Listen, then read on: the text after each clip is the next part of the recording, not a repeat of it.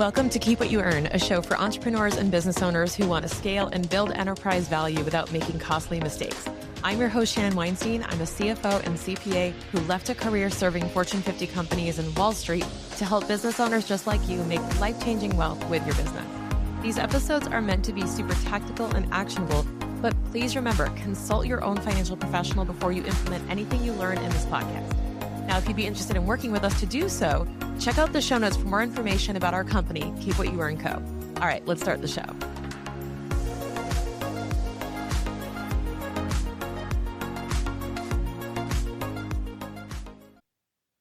All right, so on our last episode, we covered what cash flow is, how to measure it, and what I want to dive deeper into today is how to actually, as I put it, unfuck the cash flow. We need to figure out how to untangle cash flow issues, and this is probably the number one thing business owners need to hear. If you feel like you're stuck and you're not actually generating more money in your bank account on a day-to-day, week-to-week, month-to-month basis, this is where we're at. So here is what you need to be thinking about when it comes to cash flow and how to fix it. So if you have a cash flow problem, it fundamentally means that you're not bringing in money faster than you're spending it.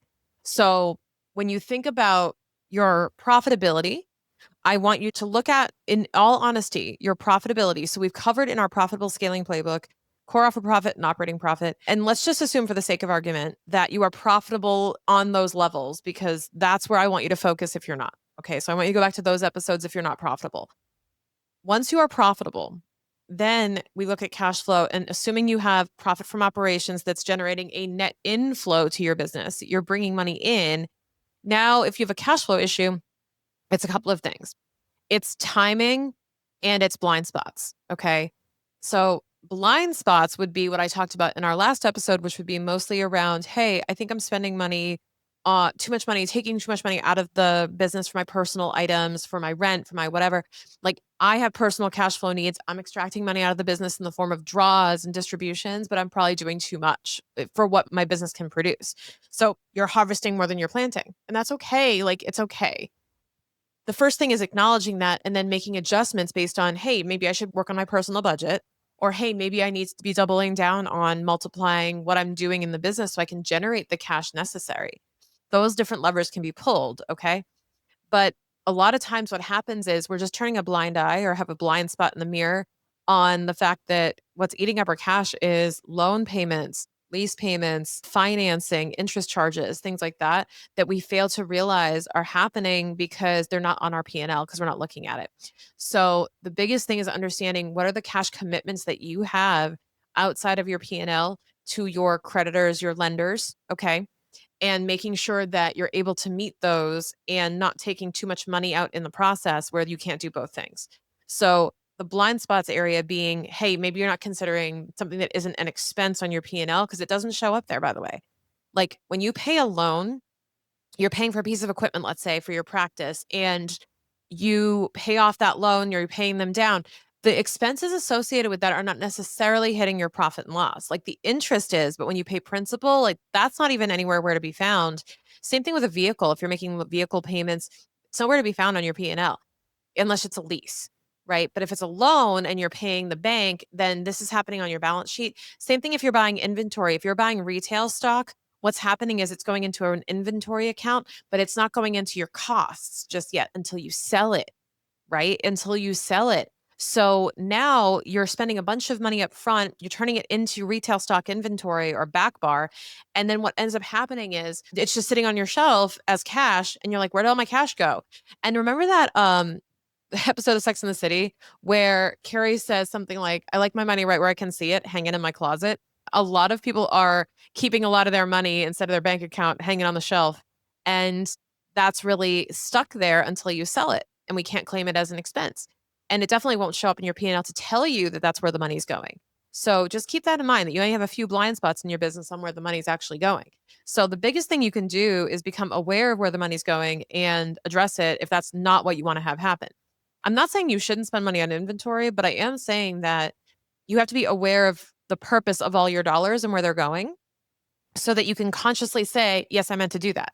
Yes, I intended to do that because I expect to sell all of it and I want to run a sale or something to turn that into cash. So that's a big thing.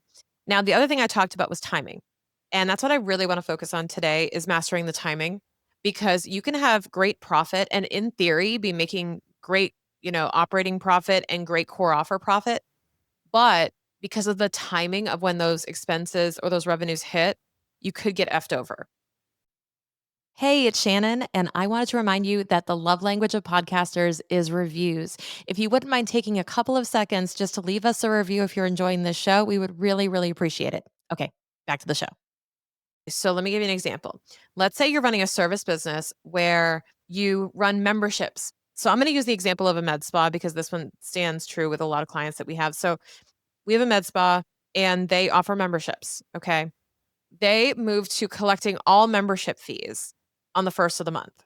Okay. On the first of the month. Now, they have to purchase materials, they have to purchase supplies, they have to pay for things at the end of the month, let's say, or right before that. And it's all about figuring out what the timing is of your inflows and outflows. And basically, if you front load, if you have a lot of outflows ahead of the services, so let's say you buy a lot of supplies, a lot of inventory, and you know that you're going to sell it later, what you're doing is you're sitting on that as a cost, and that time is costing you money. You want to turn that into cash as quickly as possible, right? So timing is key on making sure you're not sitting on number one, expired product, number two, old inventory, but number three, you're not timing all of your payments to, let's say, contractors before you bring the money in to pay them. This happens a lot, even with construction or project managers. If you were expected to pay someone, there's usually some of these little things that happen where, you're expected to pay someone, but you haven't gotten the collection yet. You're going to wait until you get the collection to go pay them because theoretically it's like, well, I'm not paying out of my own pocket.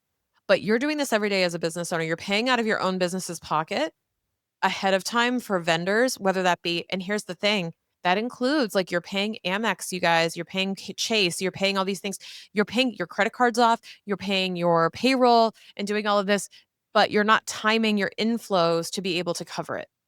So you're not able to balance this out. This can also be very tricky when you bring in a lot of money on, say, the first of the month, and then it has to float the rest of the month entirely. This is tricky because you can be bringing in all this money up front and then paying it off over time. But just you have to master the fact that that fourth week of the month, you might be hurting a little bit. And this, by the way, this happens with us because we bill on the first of the month for most of our clients. So we bring this huge influx in the first week, but we know that the fourth week is going to be typically the lowest cash that we experience in a month because we've gone through 4 weeks of payroll since the last deposit. So we have to understand how our cash behaves and we have to make sure we understand that there's timing of ebbs and flows. And I've always said this, if you make business decisions by measuring your bank account balance, it'll be the same thing as making major health decisions based on your weight on the scale that morning. It is no different. If you look at the scale in the morning and it says you weigh X number of pounds, and then you go make decisions in your day based on that, and you go decide to label yourself as healthy or unhealthy based on that number, that seems like a very big thing to do, like to a lot of reliance and a lot of pressure to put on that number. Same thing goes with your cash balance. It's changing every second, every day. You are one deposit away from not having a problem, but you're going to go out there and behave like you're in desperation when you don't realize that you're on the cusp of a bunch of deposits coming in next week.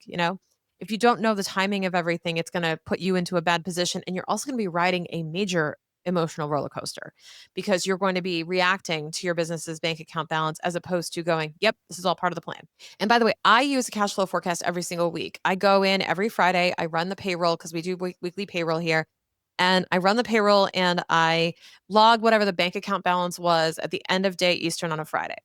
And then what I do is I log that in and then I look at the next week and I say, okay, let me plug in the payroll that I just ran that's going to go out.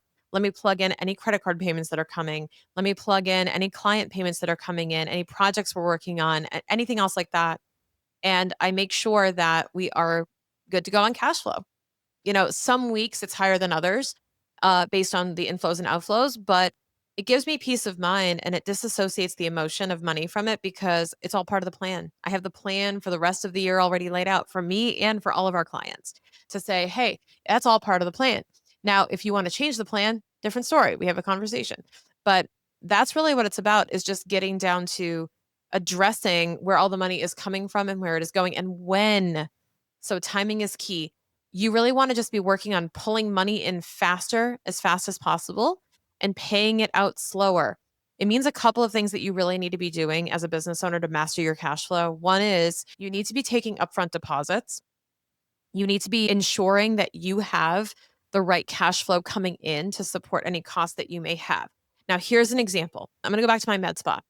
Let's say you run a med spa and you allow people to book appointments without putting a deposit or a card down. This is a problem because when it comes to your cash flow, you have now committed your staff. You have committed a provider. You have scheduled somebody to be on staff to serve this client, this patient. And if that person does not show or they do a late cancel, you must have a policy and enforce it where you will charge them whatever, at least at a bare minimum, the cost that you're going to incur for having that provider wait. So what you would have had to pay that provider, because you probably will have to pay them. So this is not going to be a good thing if you allow this to keep happening where people can just cancel and then the providers are just wasting their time, costing you money. It's just not a good look. So what I would recommend doing is having some type of policy in place to A, get a deposit up front for high value services.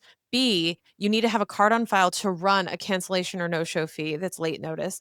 And C, you need to have a really good understanding of your profit because you have to know what that is costing you. You have to know what every cancellation will cost you so that you know how much to charge and you know that you'll recoup it.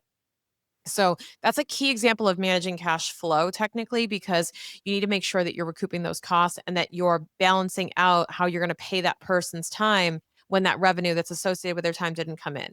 You ideally want to match as closely as possible the cost to what's generating them so that you're not floating a bunch of money and paying a lot of things up front when you haven't collected yet.